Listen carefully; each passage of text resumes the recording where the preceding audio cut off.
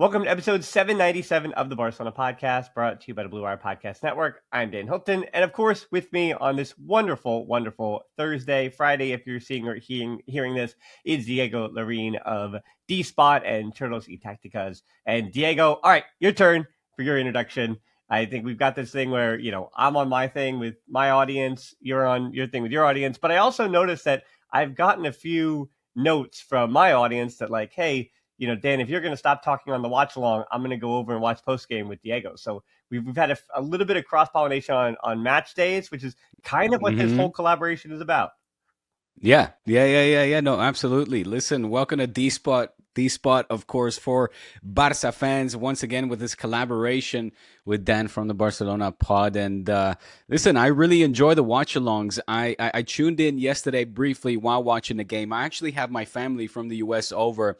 We were 10 people, and I tuned in quickly.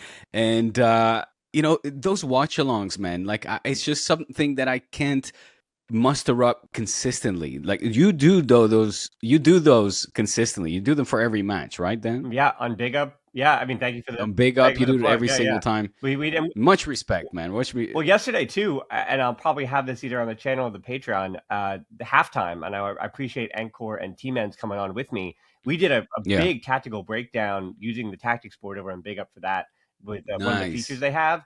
And that was actually, I think that's where we're going to start because, you and I I want to kind of reiterate some of those things there that we talked about at halftime. Because looking after Eric Garcia went down and Araujo comes on at the bench, tactically, obviously that match, I think the big story is it's 2-2, and yet they get the stoppage time penalty again to make it 3-2. Then you blinked, second half, it's 7-2, right? And the match is over. So really the story to me is from 2-2, or really from 3-2 because of the penalty to 7-2.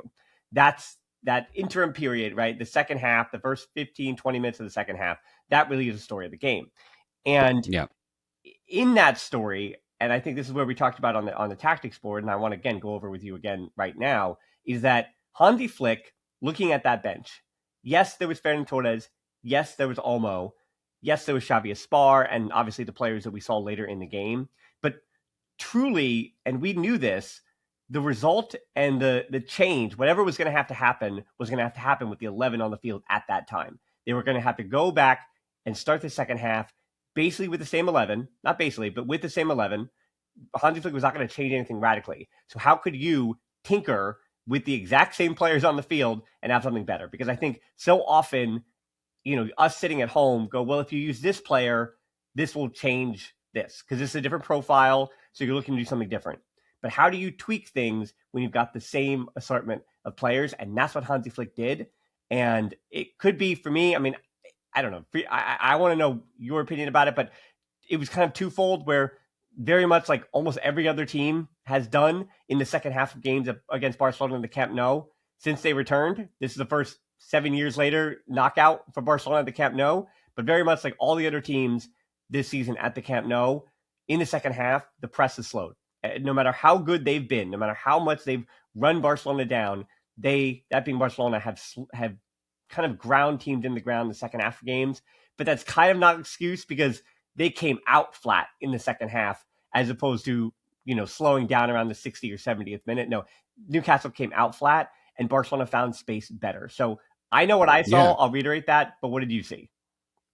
Yeah, I think, when it came to sort of the core strategy, I think it remained the same despite the forced substitution for with Araujo coming in for Eddie Garcia. But the second half really, we saw, well, it featured more fluidity, I would say, like the positional play that dismantled Newcastle's defensive shape was hugely affected by the Barca players sort of rotating and also forcing this kind of man-to-man marking from Newcastle, spreading them out, therefore creating more spaces that, of course, Rafinha, I think, took a lot of advantage of by their sort of fake runs, quick passes as well, that enabled then Fermin to attack open spaces. And we saw Lewandowski also act as a bit of a decoy, I guess you could say, Lewandowski that was still relatively quiet, but certainly critical in his finishes and his movements as well, by dragging defenders away, opening up the spaces, like I said, for Fermin, who scored Barca's second goal. And I mean, I don't know. Like, I think we might have seen the best second half for Barca. And I don't want to take anything away from the first half neither. I feel that overall, the impression that I got from the press and sort of the main podcast that I listened to, the Barca podcast, the day after, so today, going over the game, we're very negative on the first half of a Barca and very positive on the second half. I felt that the game was very entertaining in the first half. It probably wasn't with the best Barcas that we have seen so far. I thought that Newcastle did good in responding to the goals that they conceded from Barca. I thought that we looked very comfortable when the first goal went in. I kind of felt like this was going to be a fun day at the park, at the Spotify Camp Nou. And I was quite surprised by Newcastle's ability to hang in there and stay in the game. But that second half, man, like I said, I mean, I guess this is a question for you. Do you think that we witnessed potentially the best half of Barca so far this season? Yeah, I'm not sure about that. And yeah, I'm not entirely sure about that, because I don't know. I think it was a mistake that Newcastle made in terms of their setup that I think other teams may not necessarily do. That'll kind of do them well. Now, you mentioned the two Newcastle goals. I want to get negative for a second here, because those Newcastle goals were really, really easy as to how they were scored. They were scored with a back post runner, and that third man run. That means overloading. That means fault. Well, obviously the back heel isn't great, and then on the first goal, he winds up not pressing Lewis Hall, so that winds up being a numerical overload on. It was on the left side, and then again, it's a free man at the back post, because either Gerard Martin didn't pick up, or more importantly, Cancelo wasn't tracking back. It wasn't goal side to the man. So the goals for Newcastle looked really simple and repeatable by other teams.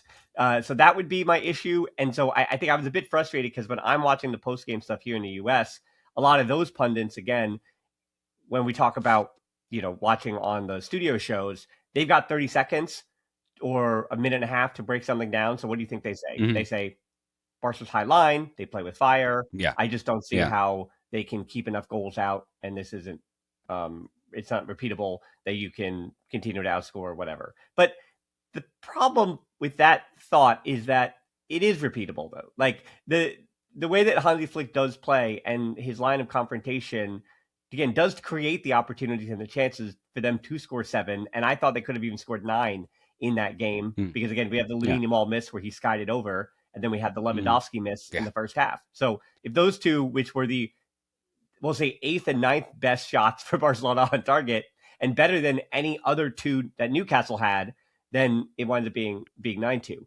So I do think that it's repeatable, because if not, then Hansi Flick is going to drop into the mid block the way that we've seen him do in like the first leg against Newcastle, when he played much more conservatively. And that's what he would do, and they conceded 1 goal that way. So I think, for Barcelona, it is a little bit of a give and take, where, they're setting themselves up for major success, and they're setting themselves up at home to outscore you, and then on the road, expect a conservative approach, which we'll talk about the Atleti tie at the end here. But so tactically, it really wasn't much different that Barcelona did, but so some of the names that you mentioned, the things that they were trying that weren't coming off were then working in the second half. So, like, for example, and when I said about Newcastle's grave mistake, when Lamine Yamal would come central, instead of Lewis Hall following him, because Fermin was coming out to the wing, in that man-to-man press, Lewis Hall would grab Fermin when he was in that zone to not allow him to make that run to the half space. And then because Lewandowski was dragging the other center back, whether it was Bern or Chow, when Lamine Yamal came centrally, especially in transition, when Barcelona was in their own half, and then they would get a diagonal off from either Kubarsi or more often from Gerard Martin, those diagonals from that left side, that Lamine Yamal would come centrally. And so kind of in a moment to keep their man-to-man press in the midfield, instead of having a midfielder drop, they would have Chow or Bern step to Lamine Yamal. And we saw them both do this. The problem with that, with Newcastle, is now you've got about this circle of death for them, where you've got about 10 yards of space where Lamine Yamal has a giant center back on an island in the middle of the field, and once, I believe, in the first half and then twice in the second half, he turned on a dime, and now Newcastle are in a numerical disadvantage, backtracking towards their own goal because because Lamine Yamal had just bypassed one of their center backs. And again, what happened in that first half that wasn't really coming off was like Lewandowski would make that movement, but either his first touch wasn't on for the next ball, the wall pass. There was something that just like wasn't right. Like Cancelo's pass was a little bit behind Rafinha a few times. The Gerard Martin diagonal, it wouldn't get all the way through, or it would get broken up by the back line. So it wouldn't bypass them. And so those little things there that didn't work in the first half, Barcelona were just doing the same things. Like even Fermin's runs off of Lamine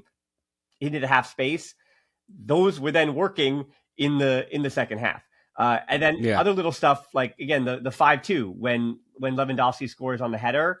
Again, that's because Livramento came on as a sub. Livramento is not fully fit, and while he is in his mid-20s, he's a full-grown man. Lewandowski, as I said on my 5 headlines, he just grown man moved him, and he just basically grabbed him and worked him backwards. And went up and won the header, right? And so like those are things that you don't necessarily replicate when you talk about the goals, but like the fourth goal, the Fermin goal, again, that was building. It's Fermin running off the center back because Lamine had dropped centrally, and then a diagonal from Gerard Martin to Rafinha, and then Fermin's in behind, and then even the 6-2, it's the Burn trying to step to Lamine Yamal, and Lamine Yamal again coming centrally. Then it's Lewandowski this time running off of the center back, that being Chow's shoulder, getting in behind. Lamine finds him, and that's the finish for the 6. So like those goals were coming, but they also there's a lot of times when those goals don't come off. But I said nothing really was tweaked. It's just things started to work, and when they work for Barcelona and when they work for Lamine Yamal, as I said in this game, I think for Lamine the lows were really low. He was kind of at fault for both goals, or could take some blame for both goals. But then so many highs from Lamine yesterday were just sky high from Lamine Yamal. And I think we're going to see more of this. See, for me, this second half was so fun because it was almost like a homage to, Rinus Michels' Voetbal Totaal, right, from the 1970s. Like it was, if we're talking about like the emphasizing of positional fluidity, the constant rotations that I was alluding to before, the collective pressing as well. And you mentioned that 6th goal. For me, that it really kind of typified, if you will, the full effectiveness of Hansi Flick's system, because Lamine Yamal's, and what I said before, I think we're going to see Lamine Yamal more and more in a central position, almost like a false 10, if you will, because it made him very unpredictable, right? I think his positioning almost made him indetectable, if you will, him in between the lines there. And when Lewandowski moved to the left, like you said, it kind of created this dilemma for the defenders on whether to follow him or whether to hold their mark, hold their zone.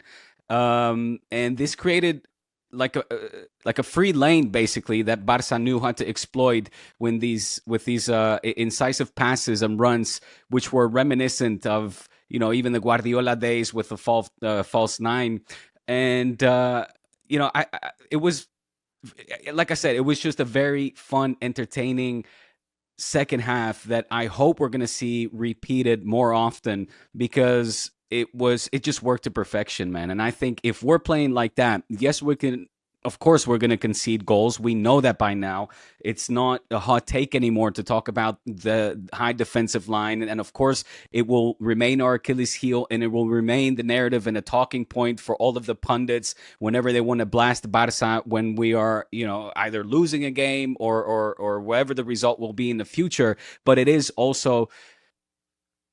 It's what we're gonna get with Hansi Flick. Mm-hmm. It's ride or die. This is how we want to see the Barca play. I find it hugely entertaining to watch, and I think based on the success that Hansi Flick has had in prior teams, with the Bayerns in the past, and where we come from last year as well, I do think that this is the way forward as well. We're going to just outscore our competitors, and I have full confidence in this team that we will at least take care of business against Atletico, because, we know each other by now. Maybe I'm getting too ahead of myself, but it's going to be a bit of a marathon of games between Atletico and Barça coming up next month, because we're facing each other back to back to back in La Liga and the Champions League.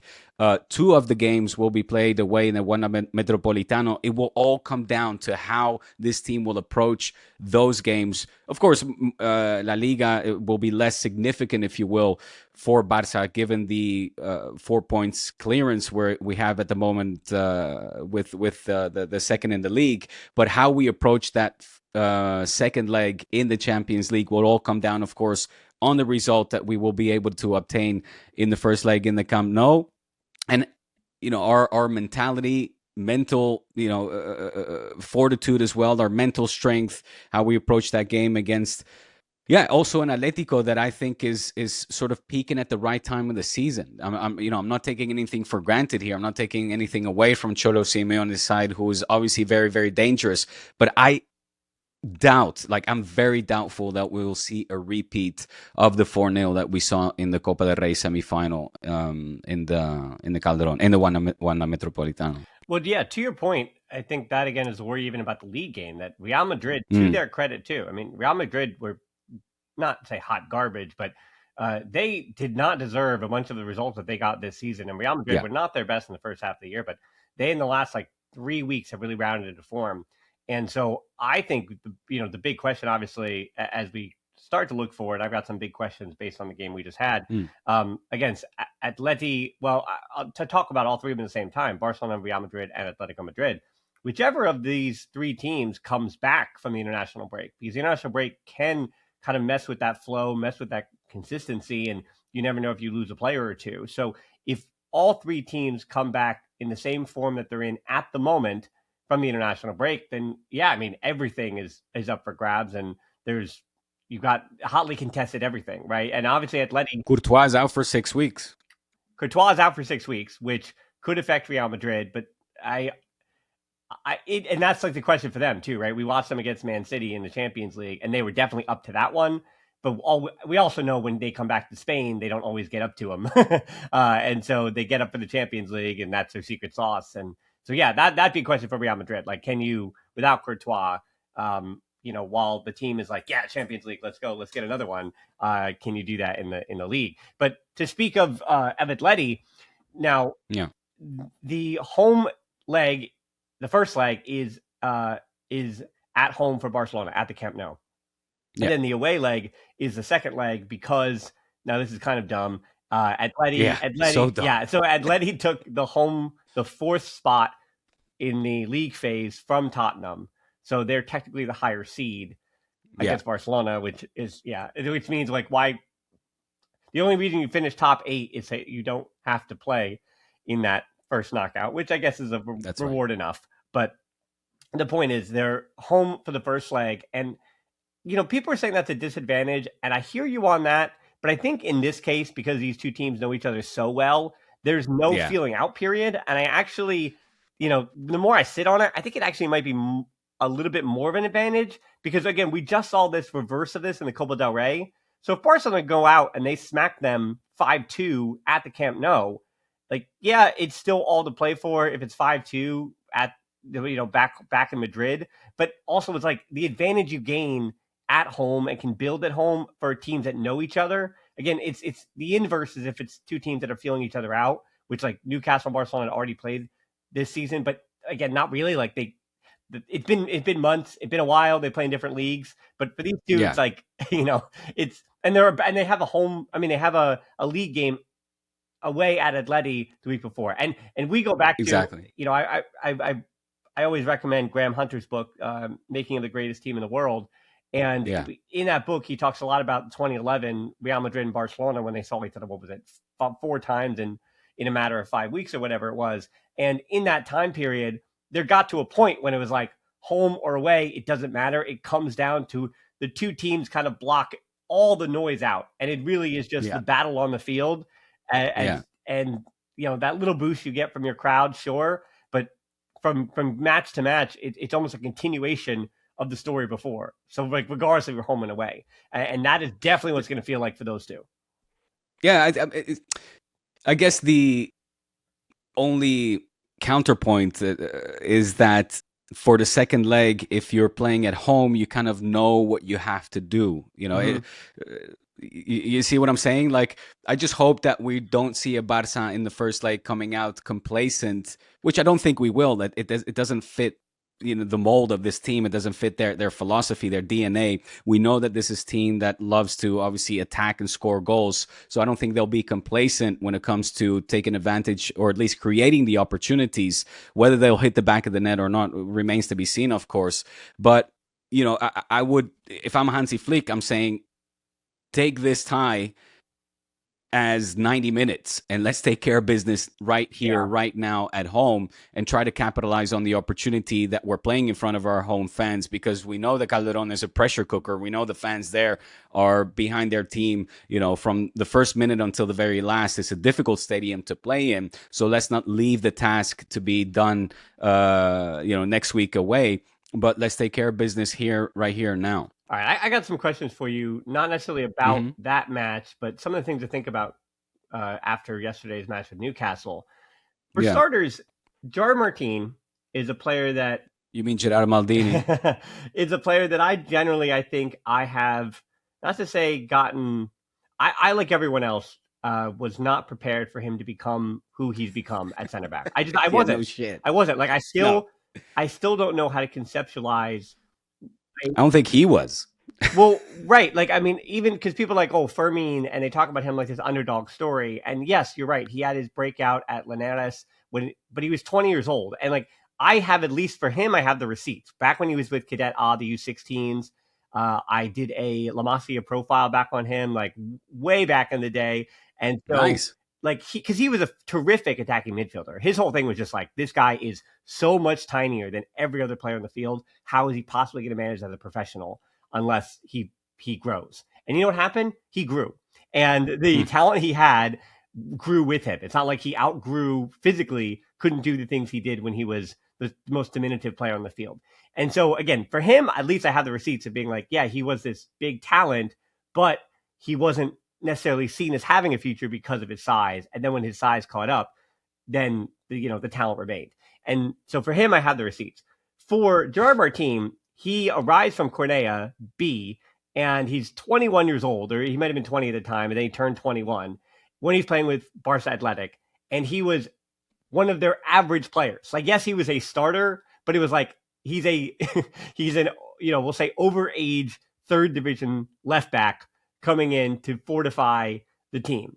Okay, all the other examples of that, like right now, there's Roger, and Roger is like he's 21 or 22 years old, and so he's technically one of the older players in Barca Athletic in their normal starting lineup, because their regular starting lineup is 17 years old, 18 years old. So one of the players who's 2-3 years older than the average age of everybody else on the team, with this really really young Barca Athletic side.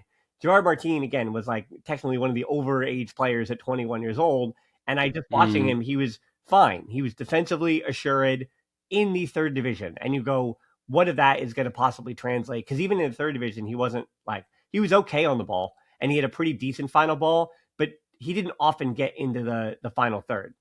And he's one of mm, those interesting examples where when his teammates improved around him and they start to do things that guys don't do in the third division, or 17-year-olds don't do in the third division. Well, I said the 18-year-olds do it for Barca's first team.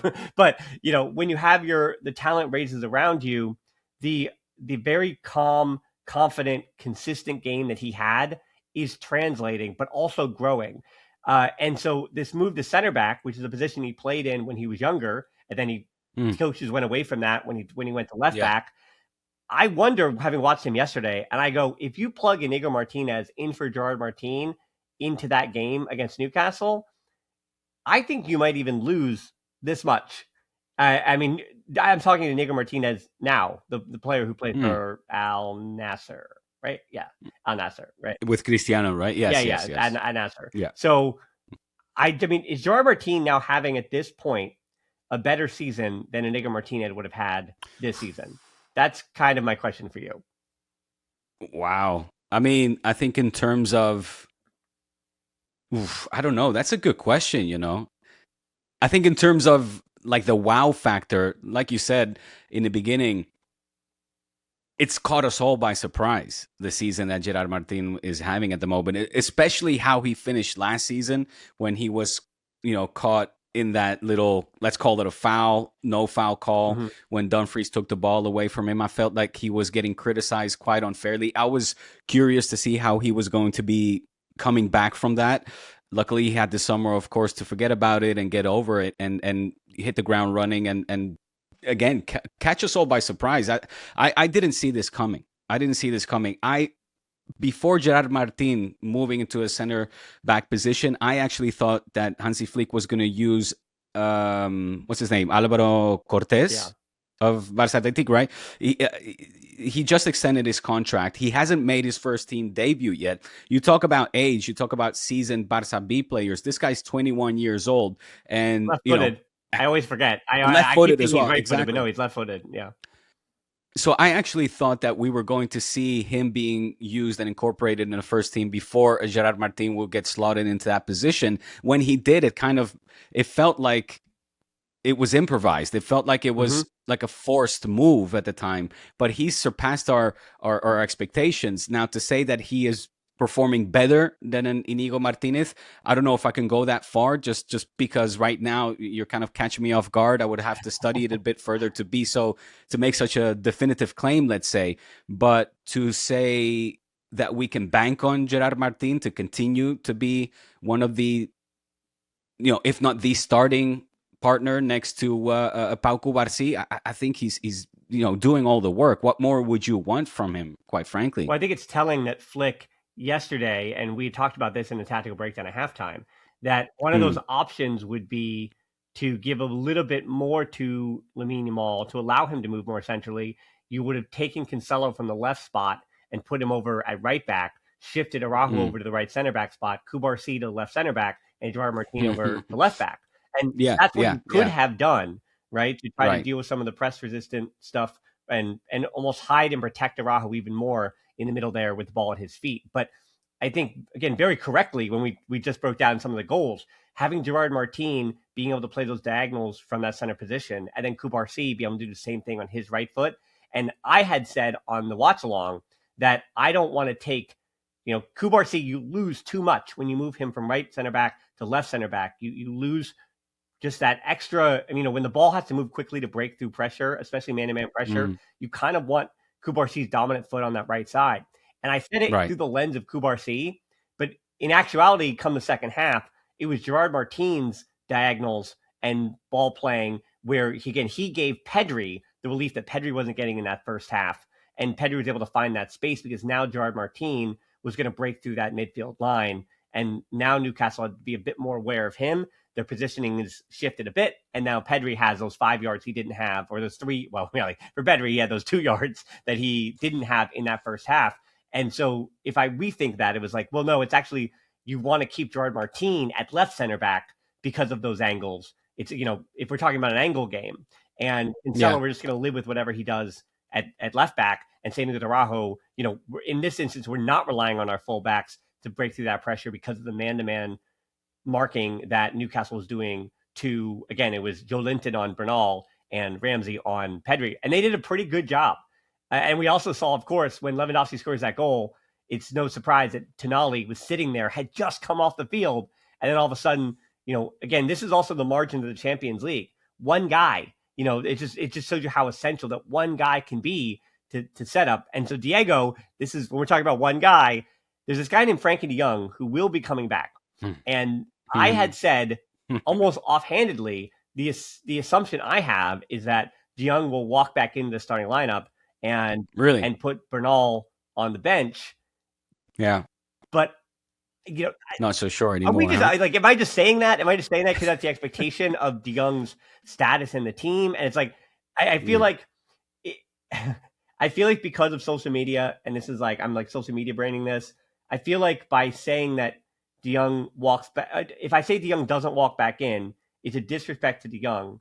But if I say that Bernal is going to keep his spot, that's also a disrespect to de Jong, right? It's like, or it's a disrespect to Bernal and what he's done, because it's not just about the 5 goals in 10 matches for him.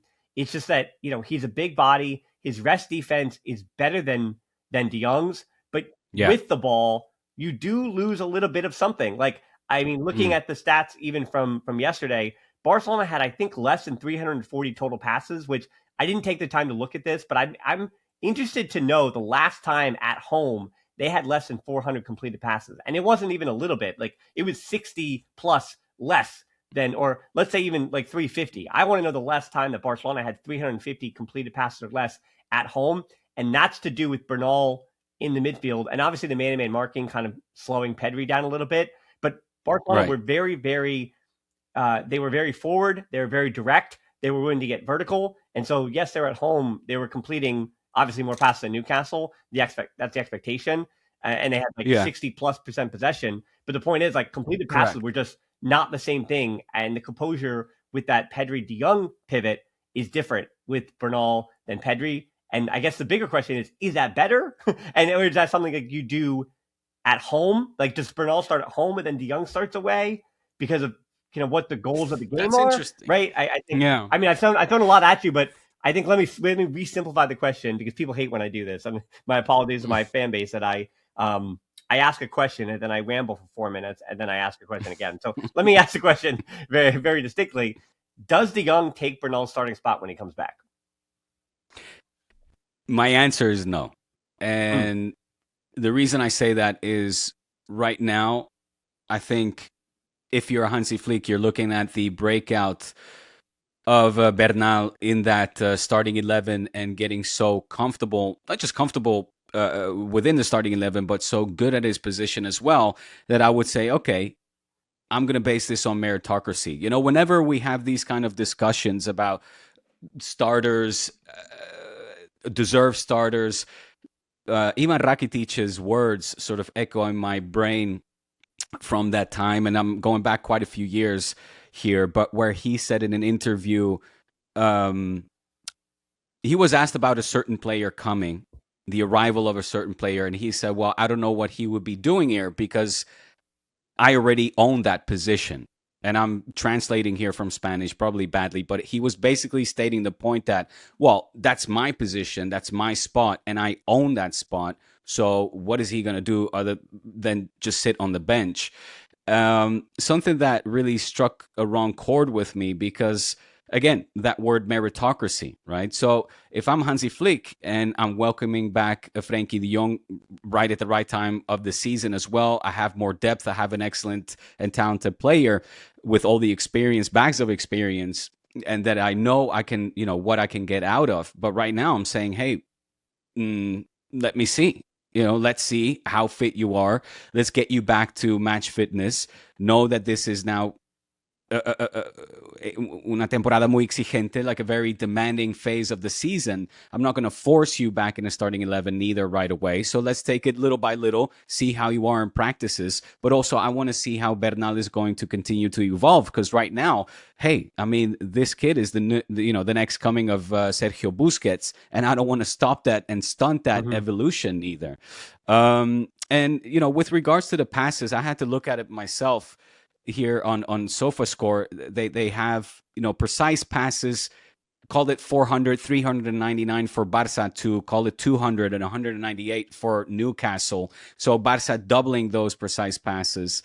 When it came to passes in the final third, actually Newcastle outpassed Barça 43-38. That's a quite telling one. And when it came to passes, where is that? Just passes overall. Yeah, you're right. 457 to 267. Obviously, we know Barca are always going to outpass their always, more often than not, are going to outpass their opponents.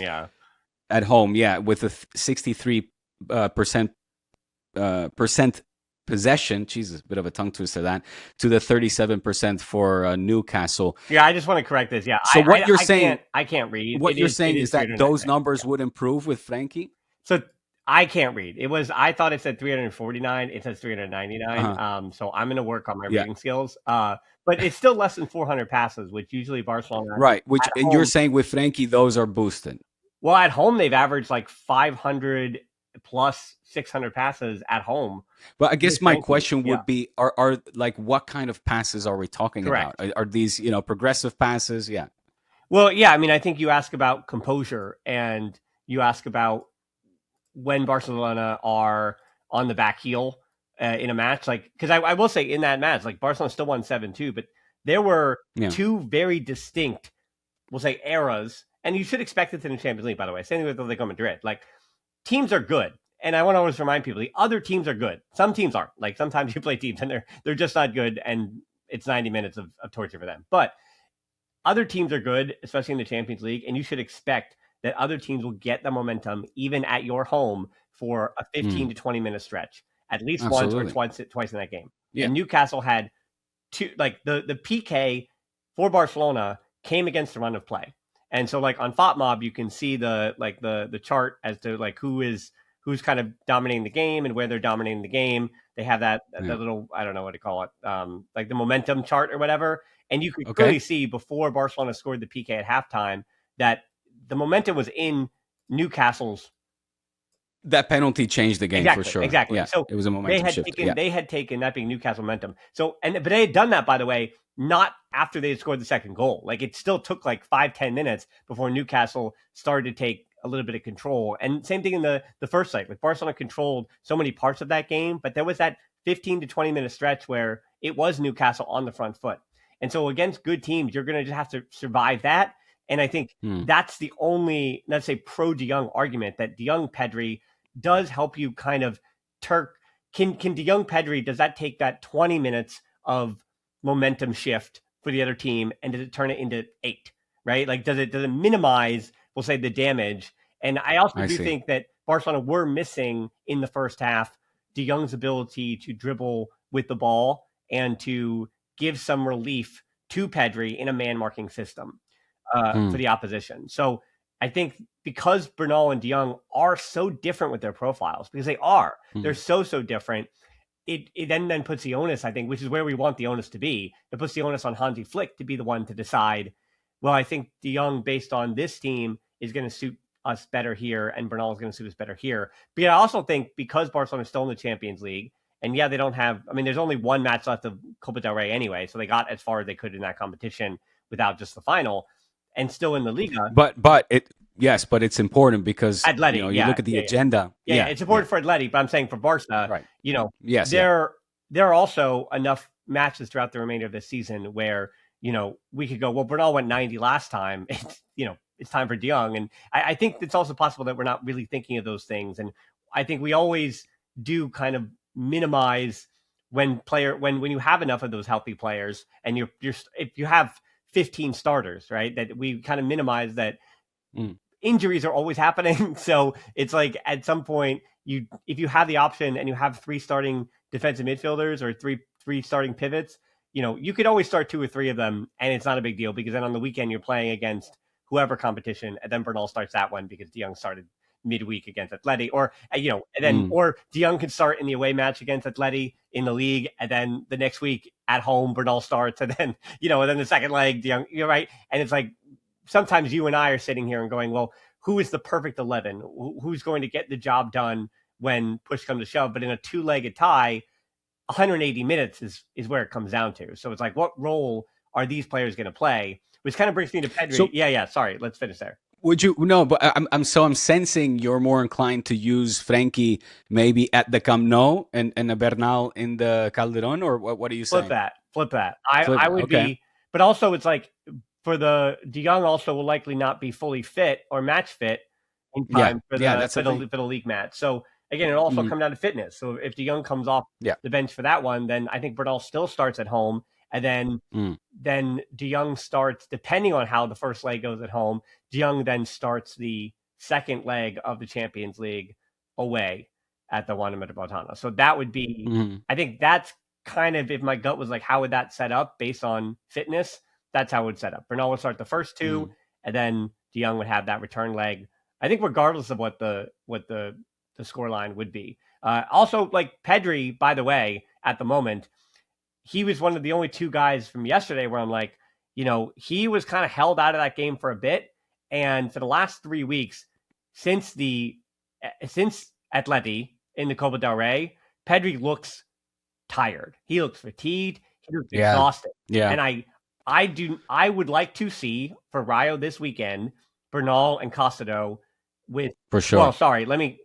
in a perfect world, I'd love to see Olmo deep with Casido and Fermin in front of them in a perfect world, and rest both Bernal and Pedri. But Bernal isn't going, I don't believe he's going international duty. Maybe he's called up to U21s, was he? I haven't read up Yeah, on I that. haven't I don't know. double checked that. But either way, even if Bernal's with the U21s, it's different than being with the full Spanish team. So Yeah. Pedri, I don't want to see him start against Rayo regardless. So I want, if anything, it's like I'd live with Bernal, Casido, and then Olmo or Fermin, probably Olmo.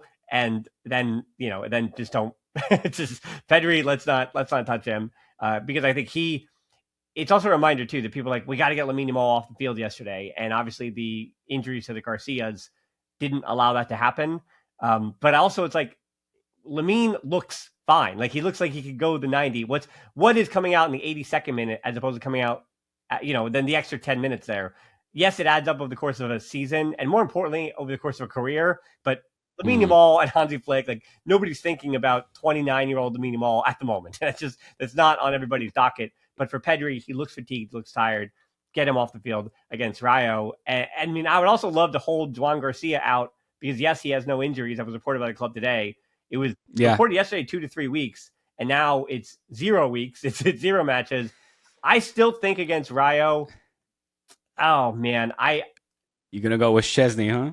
No, I won't. If he's got if Juan Garcia has no injuries, he also doesn't go on an international break. So I think if he's got no injuries, let Juan start. But I would love it if Szczesny just could start and you don't have to worry about it. But I think, what's up with the mistrust towards big tech? And not just you. It's also, again, it's not him. It's not him. It's the combination of Rayo, who is a decent pressing team, pressing Araujo and Szczesny. Because what Hansi Flick, this isn't me, what Hansi Flick does not want to do is start Szczesny and Araujo together, because that way you now have not one pressing trigger, but 2 pressing triggers. And again, it's not about like me saying, because again, a lot of people I want you to talk about Araujo now here, because I don't have the stomach for it. But and that's not, no, I'm saying I don't have the stomach to have this whole like crap fest on Araujo. I don't find that productive or necessary. Like it's not productive. So much of social media is doing. But I'm saying is like the truth is that against Rayo, even at home, Hansi Flick does not like to have 2 pressing triggers in your starting 11. 2 guys you cannot trust on the ball. I mean, the fact that you can almost trust Szczesny as much as you can trust Araujo on the ball that one's an indictment of Araujo, not a compliment to Szczesny. So, I mean, I just don't want to see those 2 in the starting lineup together. But if you don't start Araujo, if you start Xavi Aspar and don't start Araujo right back, then sure. Yeah. Then sure. Start Tech. But if you're going to start Araujo, then Juan Garcia, take your not injured butt out there and you get the start. Hey, I wonder if you noticed at all, and maybe I'm making too much of it, but is this the end of Ferran Torres? Are we now seeing Hansi Flick clearly favor the return of Lewandowski, even if it is a Lewandowski that is at the wrong side of 30, but clinical in these kind of games? Ferran Torres, when I saw some images of him on the bench, didn't look like he had, let's say, many friends, or didn't look like he was very pleased, let's say, to be sitting in the dugout. I wonder if this is kind of Hansi Flick saying, that's it, youngster. That's it. And if it's not, and this is something that I was expecting yesterday, which didn't obviously materialize, but Dani Olmo in the 9 or false 9 position, that didn't happen. But do you think that if you're Hansi Flick for these next, stretch of important games, are you going to just park Ferran Torres on the bench and use Lewandowski and an Olmo before you make use of El Tiburón Vegano? Or how do you see that? Yeah, I mean, I don't think so. I think throughout the rest of the season, you need him. And then looking forward for next season, again, as I've said with Koundé, Ferran Torres, like, maybe one of them can be sold, and almost the same way. Like, guys with for Ferran Torres, this is his last season of the amortization on that deal. So, like, in theory, this would be the season that you would be able to sell him. But that's not how Barcelona operates. And we know that Lewandowski is the name, right? And Barcelona, even going after a striker, like, you need goals. And so for Ferran Torres, him being on the bench here, it's Hansi Flick saying, this guy is out of form. And he is, when you talk about confidence, like, we've known that he's worked with the psychiatrists and he's a big confidence guy, as a lot of forwards are, and he's not confident right now, and that's okay. So it's like, I think there's a difference between, I think his last goal was in January. The end of January, last week of January. Yeah. So it's like, we can't use you right now. You're not in form. You're not in confidence. But like, one, the international break could help get him right. Some training, some fitness, all those things could get him right.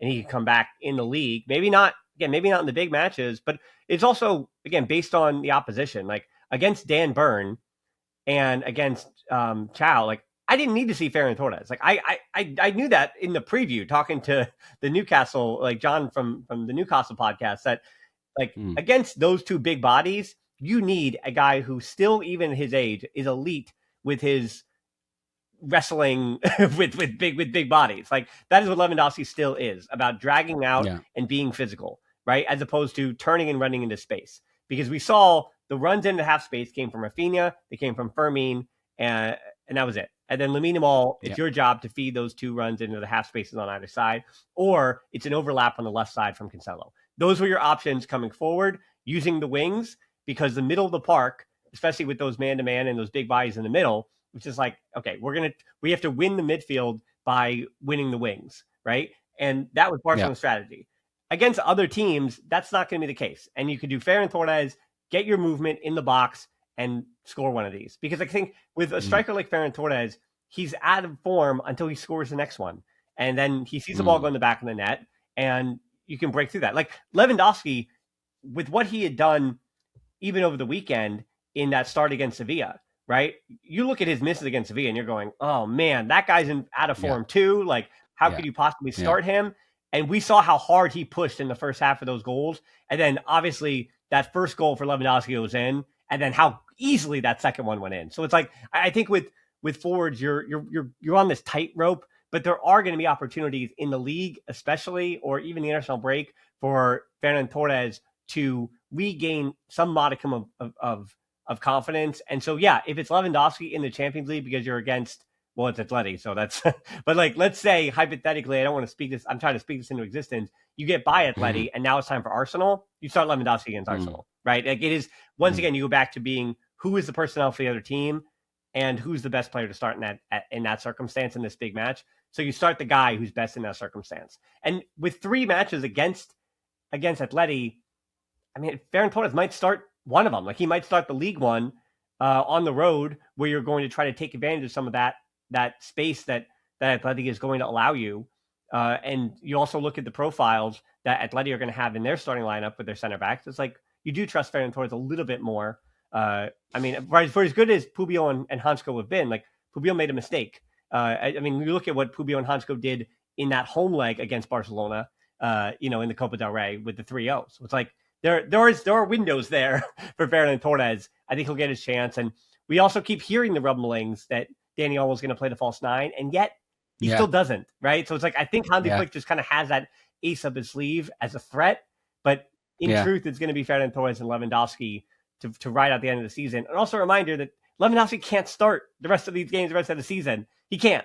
Like, he's looked fatigued in moments, and if not for scoring that first goal, I think he comes out of that game earlier. But that first goal absolutely galvanized him and made him 25 again, right? Because he was just like, yeah, I'm off I got my goal. Now I'm happy again. Beautiful setup as well. Yeah, I mean, give credit exactly to Lamine. Yeah. I mean, Lewandowski's role certainly has evolved beyond like the traditional striker that he's always been. Acting more as like I said before, right, a decoy, a space creator, and allowing more dynamic attacking options. And I really liked, again, to kind of regurgitate the point from earlier as well, Lamine Yamal demonstrating his excellent and exceptional, the versatility, right? We know that he is creative, but seeing him also being capable of not just playing wide, but cutting inside, and him, in fact, filling in that false 9 role, I think is very, very interesting. And I would like to see him more actually being active in the middle. I think he can be very, very productive, not just on a assisting end, but actually him scoring as well, a lot more goals.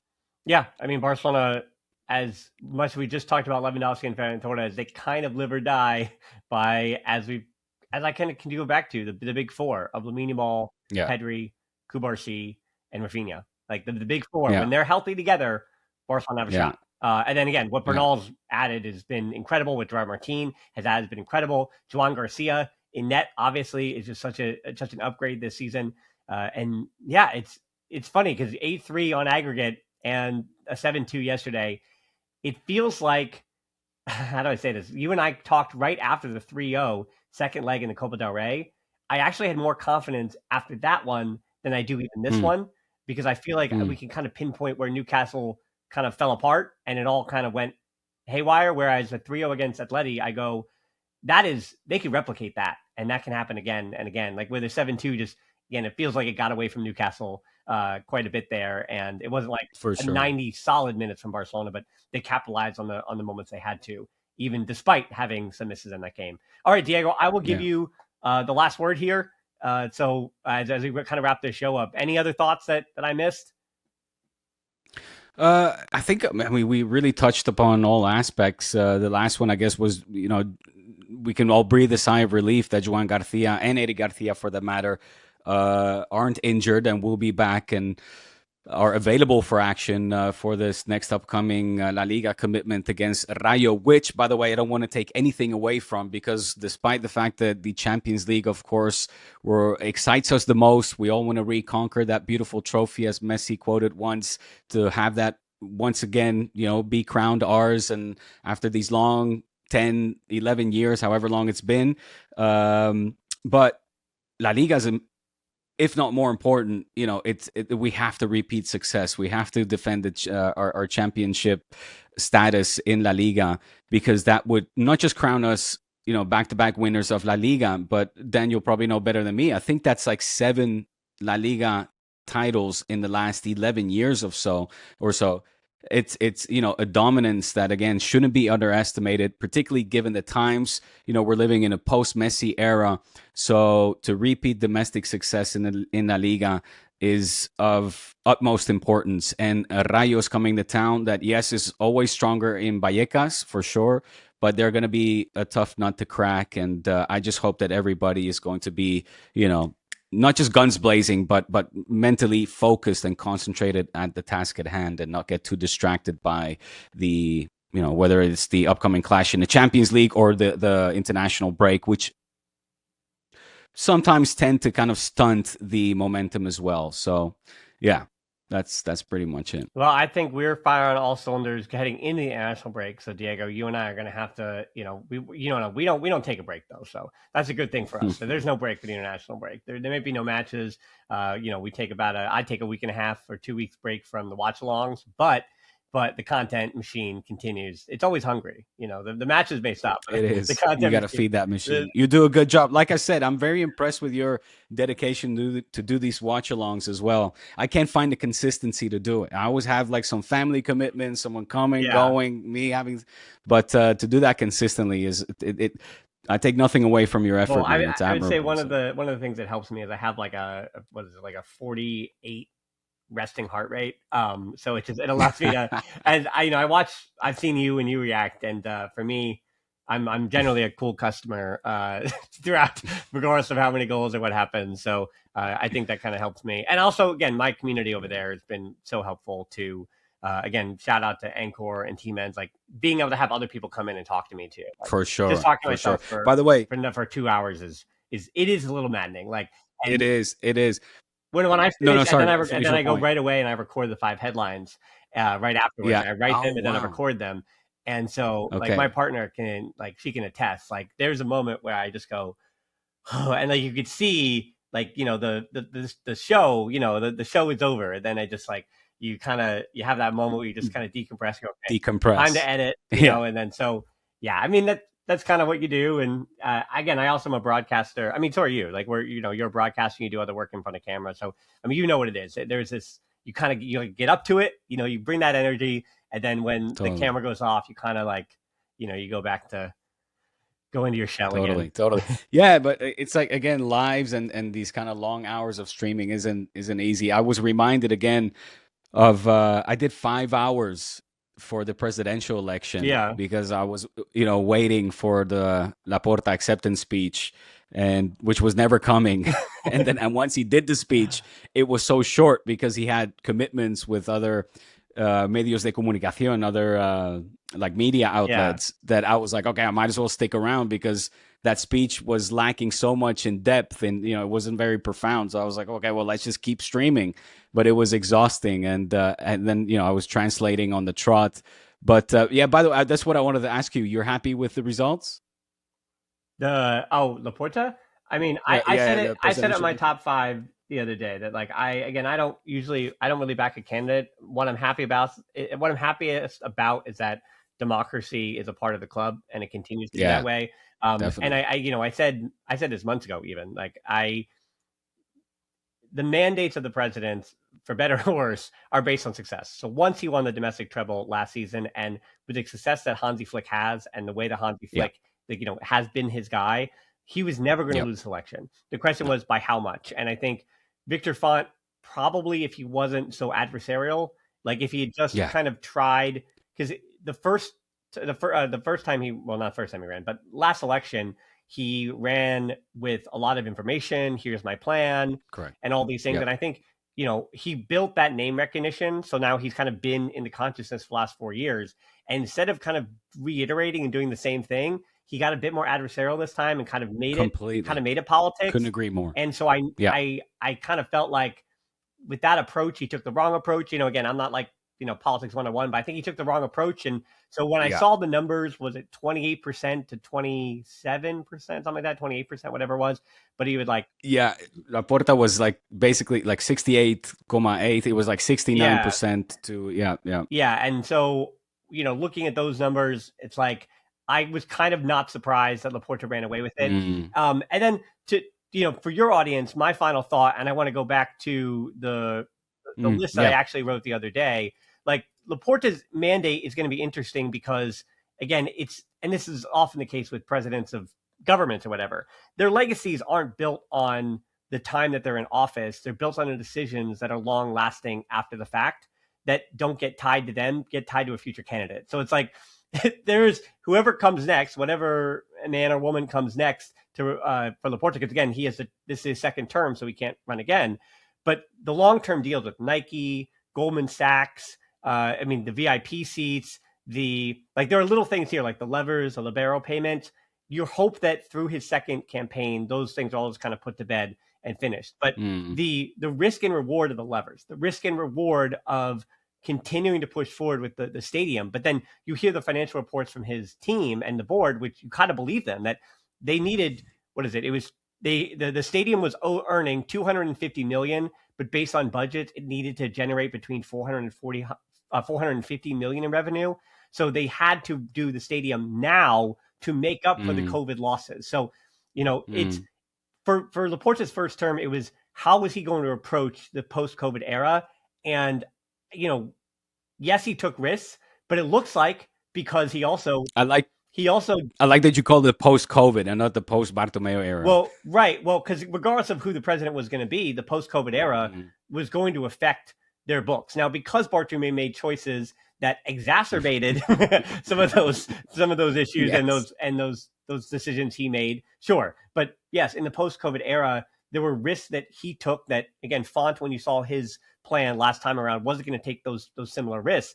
But he also, again, lucked out to, if you want to call it this golden generation, this very marketable generation of Lamine Yamal. And I mean, Kubarsi doesn't sell the same number of jerseys, but these young players, I mean, there were 4 players for 28 minutes who were born in 2007, Diego. And they were on the field at the same time in a Champions League round of 16 match against a big EPL side. 4 guys from 07 were playing at the same time in that one. And so it shows you the future is bright, and Laporta did kind of luck into that.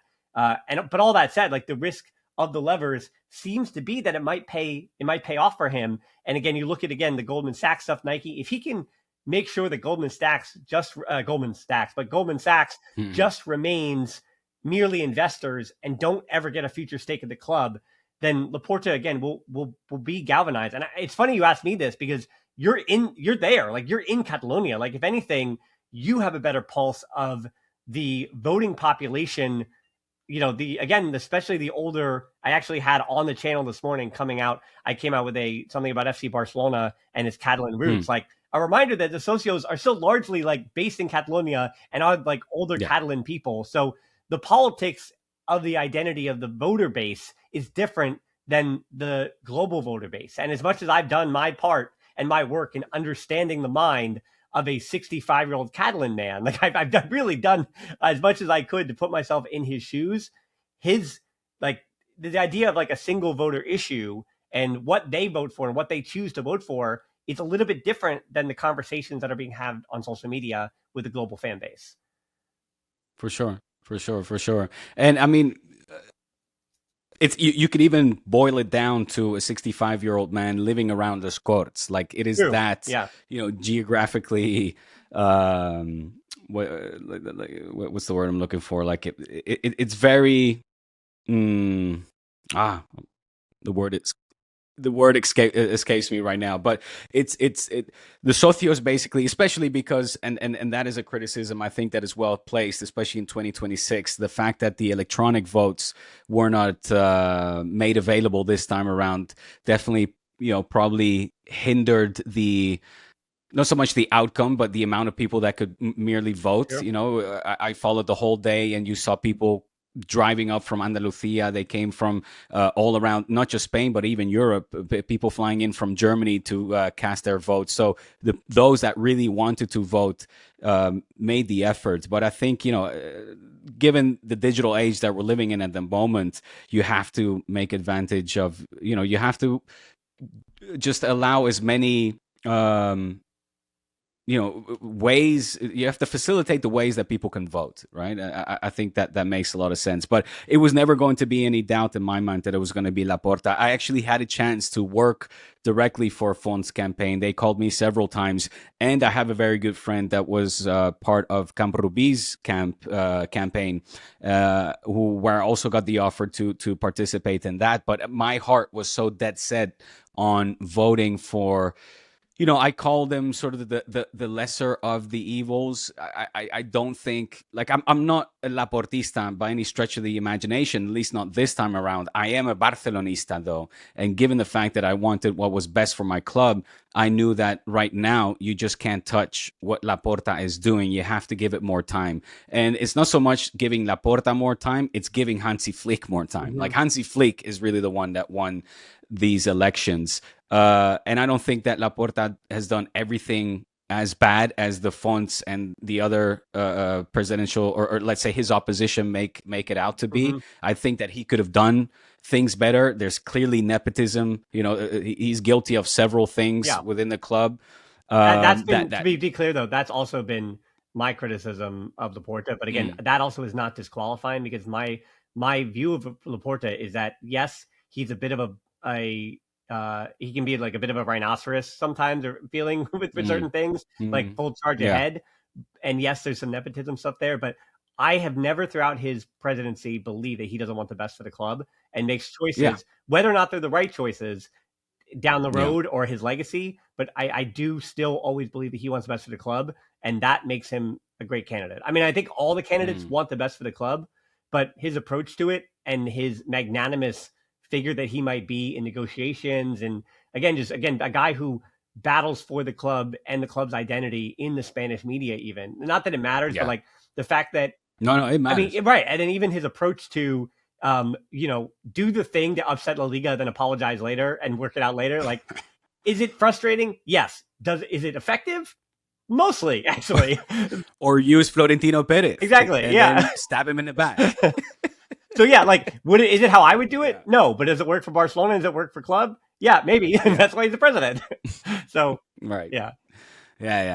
Look, I mean, I think in the end, the better candidate won. We want some stability. Again, a reason why I think winning La Liga is so important, just to give that continuity and stability to this project, to this current project, and allow us to continue to build. And as you said before, with this golden generation of youngsters, I think we're just so well positioned for más y mejor, bigger and better success down the line. Yeah. I mean, I've said too, people getting stuck in the one-to-one stuff. I mean, again, you and I have been covering this club long enough to know that getting back into the Camp Nou and the amount of gate revenue, it's so boring, but it's true. Like the gate revenue returning and getting back to that Camp Nou and extending the stadium again, like Barcelona's financial problems are going to disappear in the next 5 years. Like I don't think Laporta, as hard as he might, I mean, he obviously is not trying to do this, but even if he tried to get Barcelona in trouble, like they would have to make quite a few Coutinho, Griezmann, then a pandemic mistakes again to get in trouble because the stadium. Let's knock on wood. Well, let's not jinx anything. Well, I mean, I don't think but that's the thing about democracy. I don't think the socios will let that happen again. Yeah. Like, I think it would be almost a full blown revolt if he said, you know, hey, we have an option for Harry Kane, but he's going to cost 200 million. I think the fans would absolutely. I mean, I think the fans would revolt. So that, so yeah, I think the socios and Laporta again is really. No offense to there is some offense to Bartomeu. I think Bartomeu at some point did find a way to kind of distance himself from the voice of the socios and said, I have my camp, I have my voting base, so I'm kind of very out of touch. Right. And I think Laporta is he cares about public perception a little bit more than I think Bartomeu did. And so I think he does kind of go with the ebbs and flows of like, well, who does the fan base want? Like, are they willing to spend this much for Julian Alvarez? Like, I know it says Laporta's camp wants Julian Alvarez, but the numbers that are already being floated out there, I think when push comes to shove, like that's going to be probably thrown out because Laporta's going to go, but I think the fan base, even though he's not going to be reelected, he's like, I don't want the newspapers that are favorable to me now to be mad at me for a year and a half, right? Like I just, or two, whatever, the rest of his mandate is now 5 years. So it's like for the last 2.5, 3 years, I don't want to be yelled at by the by the newspapers and become this this villain. I think it matters to him that his legacy for FC Barcelona as president is like one of the ones you remember. Because again, going through the history, so many of them don't get even second even second elections. But then too, like I bet on your stream you're talking about like Nunez, which is interesting because Nunez was there for a long time, and yet because of the mutiny and all those things, it's like, do we really remember his presidency is remembered as something that is very hot and cold. Like again, the mutiny of the team, how things ended with Bernd Schuster, but then of course he has Cruyff, but then like it wasn't always great with Cruyff, and so ended terrible. Yeah, exactly. So I think his mandate, that being Nunez, is like he did so much great for the club, and he was there for so long, and yet the negatives to some people definitely outweigh the positives. And then for vice versa, you're like, well, he was there for a long time. He did a lot of good, and he put Barcelona in a situation to succeed with Cruyff and all that stuff. But then again, it ends the way it ends. And Laporta, I think, just wants to be like, hey, when you talk about the best presidents, I hope you bring me up because I was there for 4 terms, and it went pretty gosh darn good for a while. So listen, took us out of our two of our darkest eras in our history, the post Gaspar and the post Bartomeu, and made us see the light again. So I think he deserves ever so much credit for that. He's a man that knows how to surround himself with the right people, and for all the criticism as well that Alejandro Echeverria gets for being this mysterious right-hand man that works in the shadows and doesn't have an official position within the board, which I think you can criticize that. But also on the flip side, the reality is that he is someone who knows how to be close to the players. The players have, trust their lives with this man. And you go down the line, it's not just the current squad from Rafinha to Pedri to the youngsters, but even a Xavi Hernandez was like this with Alejandro Echeverria, even though now they are, enemies, for lack of a better word, and Xavi Hernandez feels betrayed by Echeverria. The fact is that he is somebody that he's just a pivotal figure in this whole organogram. Like this whole setup at the moment. Anyway, we don't have time to talk about this. Again, this is it. We've already gone over time, but it was interesting. One of the narratives as the EPL teams who were dominating the previous round of the Champions League. Yeah. One of the conversation points that was really interesting, or I almost want to call it an excuse from some of the EPL fans, were saying that Barcelona's locker room, because through the La Masia stuff and the way that the club is run, there's so much tighter knit than a lot of these EPL teams, which do kind of come off as being these kind of mercenary, big money, this guy, okay, if that guy doesn't work out, then we bring in another guy. And it's like the EPL teams are so deep and everybody's fighting for their next contract and their next meal. Well, I mean, big money meal, but they're fighting for the next big money meal. that there is no like it's hard for them to root for the guy who's in their position, because if you don't take his spot, you're gone from that club anyway. So there's no continuity. Whereas for Barcelona, for better or worse, again, they didn't have the money.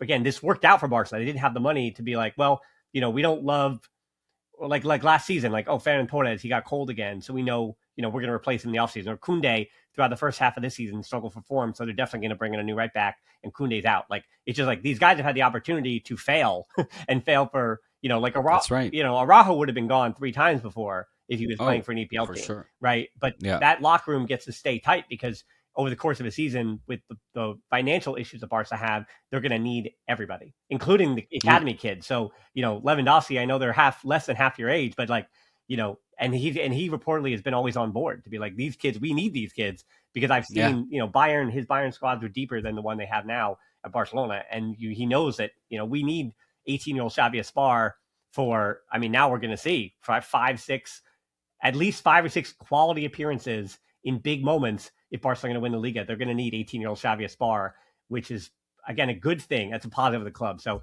I'm happy about it. Congratulations to Joan Laporta, and hopefully, Diego, you and I are still working and still doing this thing when the next. Well, actually, by this point, we're going to be still talking, doing this podcast by the time the mandate is over, and we can talk about the next election. So, all right, Diego, that's it. We've had enough. All right, I'll give you the final. I'll give you the outro. I usually do it, so you do the outro this time. All right, buddy. Yeah. Well, listen, once again, a jam-packed podcast. Make sure all of you tuning in, watching, or listening, that you give us a big like, a big follow, share it with your loved ones, your friends, and make sure that you comment as well. Feed that algorithm so that everybody knows that this is the spot for Barca fans, for the Barcelona pod or D spots, wherever you're listening. You found your home here for all things Barca. So thank you ever so much for tuning in. Thank you for your time, and we'll see you in the next one.